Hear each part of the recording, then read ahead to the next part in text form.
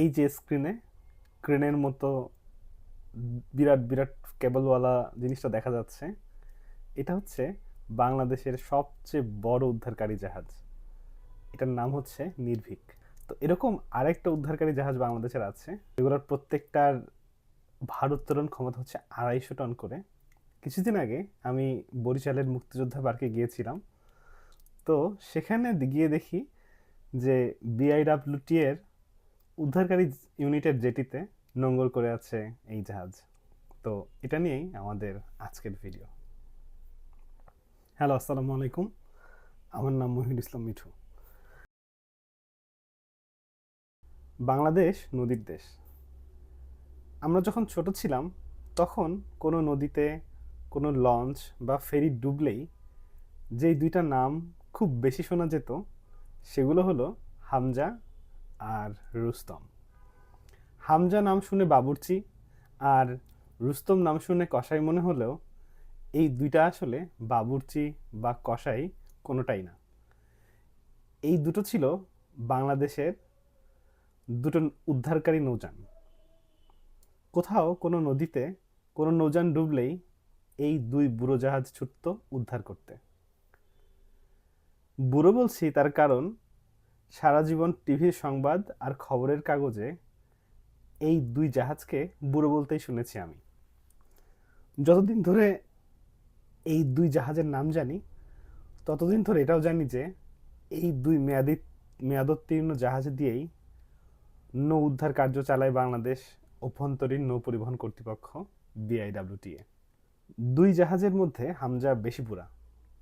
তাকে খরিদ করা হয় 1964 সালে, মানে সেই পাকিস্তানের সময়। এরপর রুস্তমকে কেনা হয় 1983 সালে। এই দুই উদ্ধারকারী জাহাজের প্রত্যেকটির উত্তোলন সক্ষমতা ছিল বা এখনো আছে 60 টন করে। অর্থাৎ এরা দুজন মিলে একসাথে 120 টন পর্যন্ত ওজন তুলতে সক্ষম। অভ্যন্তরীণ নৌরুটে যে জাহাজগুলো চলাচল করে সেগুলো 300 থেকে 500 টন বা তারও বেশি মালামাল বহন করে। কোনো কোনো জাহাজ তো 3-4 হাজার টনও আছে। এইসব উদ্ধারকারী জাহাজ ডুবলে তো আর 60 টন সক্ষমতার উদ্ধারকারী দিয়ে কাজ হবে না। এই জন্য দুই ভাই মিলে দৌড় দিত ঘটনাস্থলে এবং বেশিরভাগ সময় ডুবে যাওয়া জাহাজ আর উদ্ধার করা সম্ভব হতো না। এই যখন বাস্তবতা ছিল তখন 2012 সালে বাংলাদেশের তৎকালীন সোনার সরকার আরও দুইটা উদ্ধারকারী জাহাজ ক্রয় করে দক্ষিণ কোরিয়া থেকে। এই উদ্ধারকারী জাহাজ কেনাতেও নাকি দুর্নীতি হয়েছে বলে গণমাধ্যমে নিউজ পড়েছি।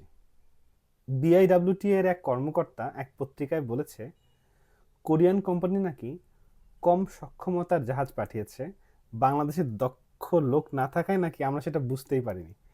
এই নিউজটার কোনো একটা ক্লিপ পেলে আমি যোগ করে দেব। তো এই হলো অবস্থা। যাই হোক, 2012-13 সালের দিকে কেনা এই দুই উদ্ধারকারী জাহাজের নাম হলো প্রত্যয় এবং নির্ভীক। এই দুটোর একটা থাকে নারায়ণগঞ্জে আর একটা থাকে বরিশালে। সো বরিশালে গিয়ে দেখা পেলাম নির্ভীকের। আর আগেই বলেছি এগুলোর প্রত্যেকটার ভার উত্তোলনের সক্ষমতা 250 টন করে। বরিশালে মুক্তিযোদ্ধা পার্ক নামে একটা পার্ক আছে। পার্কটা কীর্তনখোলা নদীর তীরে। কিছুদিন আগে সেখানে ঘুরতে গিয়েছিলাম। তো সেখানে গিয়েই চোখে পড়ল নির্ভীক নামের জাহাজটা।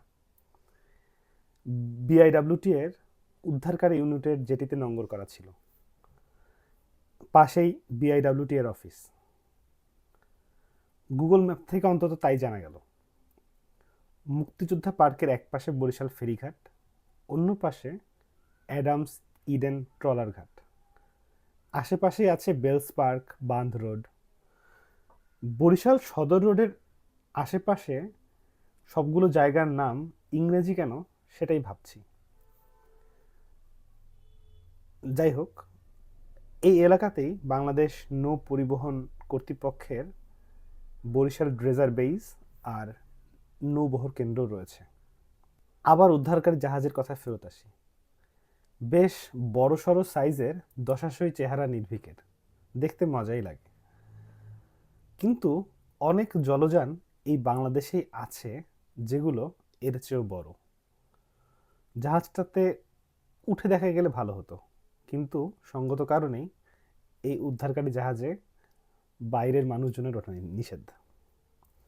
এখন শঙ্কার ব্যাপার হলো, বাংলাদেশের এই 4টা উদ্ধারকারী জাহাজের সম্মিলিত সক্ষমতা হচ্ছে 600 টন। মালপত্র সমেত 500 টনের বেশি ভরের কোনো কার্গো বা লঞ্চ ডুবে গেলে এই 4জন মিলেও কি উদ্ধার করতে পারবে? সঙ্গত কারণেই পারে না। তো সেই আলোচনায় না যাই, পত্রপত্রিকায় এ ব্যাপারে অনেক প্রফেশনাল আলোচনা আছে। তবে 2024 সালে বাংলাদেশ সরকার 2000 টন সক্ষমতার আরও একটা উদ্ধারকারী জাহাজ কেনার পরিকল্পনা করেছিল। পরবর্তীতে সেই কার্যক্রমের কি হয়েছে সে ব্যাপারে আর কোনো খবরাখবর চোখে পড়েনি। মাঝে মাঝে মনে হয়, নদীমাতৃক এই বাংলাদেশে যদি খুব ভালো একটা নৌ যোগাযোগ ব্যবস্থা তৈরি করা যেত, তাহলে সেটা কি সব দিক থেকে বেশি লাভজনক হতো? সড়ক কেন্দ্রিক যোগাযোগের পাশাপাশি যদি একটা ভালো, সমৃদ্ধ, সুশৃঙ্খল, বাণিজ্যিক নৌ ব্যবস্থা থাকতো পুরো দেশব্যাপী, তাহলে সেটা অর্থনৈতিকভাবে আরও বেশি সাশ্রয়ী, পরিবেশ ও প্রতিবেশের জন্য আরও লাভজনক ও উপকারী, এবং আরও টেকসই যোগাযোগ ব্যবস্থা হতো কিনা সে ব্যাপারে বিশেষজ্ঞ ও সংশ্লিষ্টরা নিশ্চয়ই আরও আওয়াজ তুলবেন, কথা বলবেন। কারণ সাম্প্রতিককালে ঢাকার আশেপাশে বেশ কিছু নৌ যোগাযোগ ব্যবস্থাপনা নাগরিক জীবনে এনেছিল শান্তি, হয়েছিল প্রশংসিত। তবে যোগাযোগ ব্যবস্থার উন্নয়নের আরও অনেক উদ্যোগের মতো সেগুলো মুখ থুবড়ে পড়েছে। আর এসব ঘটনা এত বেশি যে যোগাযোগ ব্যবস্থায় ভালো এবং জনবান্ধব কোনো উদ্যোগ টিকবে না, সেটাই যেন স্বাভাবিক হয়ে দাঁড়িয়েছে। যেমন নগর পরিবহন, ঢাকার সার্কুলার বাস, ডিজিটাল টিকেটিং, ওয়াটার বাস প্রকল্প ইত্যাদি। যাই হোক, আলোচনা এক জায়গা থেকে অন্য জায়গায় চলে গেল। আমার বাউন্ডুলে ঘোরাঘুরিতে একদিন হয়তো বাকি 3 উদ্ধারকারী জাহাজ প্রত্যয়, রুস্তম, হামজার সাথেও দেখা হয়ে যাবে। বাংলাদেশ যদি কখনো 2000 মেট্রিক টন সক্ষমতার উদ্ধারকারী জাহাজ কেনে, সেটাও হয়তো দেখা হয়ে যাবে।